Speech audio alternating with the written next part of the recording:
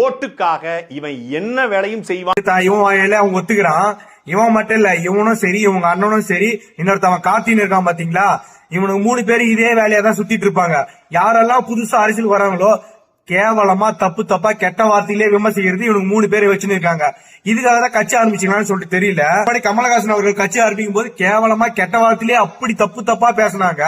இப்பக்குரிய விஜயகாந்த் அவர்கள் கட்சி ஆரம்பிக்கும் போது பெரிய கண்ணோட கட்டவரல மயிருக்கு சீனுக்கு சமமா இருப்பாரு விஜயகாந்த் சொல்லிட்டு அவ்வளவு கேவலமா கொடூரமா விமர்சனம் செஞ்சவன் தான் இந்த சாட்டை துரைமுருகனும் அந்த கார்த்தியும் மதிப்புக்குரிய சீமான் அண்ணன் அவர்களும்.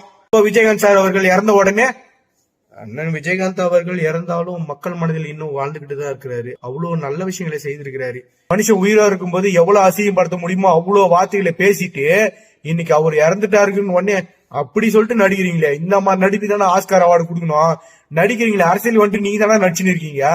எதுக்கு இந்த கேவலமா மானகட்ட போல இப்ப தளபதி அவர்களை விமர்சனம் பண்ணாரு. தளபதி அவர்கள் கட்சி ஆரம்பிக்கும் போது இந்த கமலஹாசனையும் ரஜினிகாந்தையும் அடிக்க வேண்டிய அடியில இனி எந்த நடிகரும் கட்சி ஆரம்பிக்கூடாதுன்னு சொல்லிட்டு அப்படி கேவலமா விமர்சனம் பண்ணவங்க தான் இவனுங்க. இவனுக்கு என்ன பொறப்பு, என்ன கேரக்டர், எப்படி எங்கிருந்து வந்தானுங்க, என்ன மாதிரி ஒரு வார்த்தை கூட நேர்மையா இருக்காது. ஒரே ஒரு வார்த்தை கூட நேர்மையா இருக்காது, நேர்பட பேசுற மாதிரி இருக்காது. பொய்னா பொய், அப்பட்ட பொய், ஊரெல்லாம் பொய்ன்றாங்களே, அது இவனுக்கு தான் எடுத்துக்காட்டா இருக்கும்.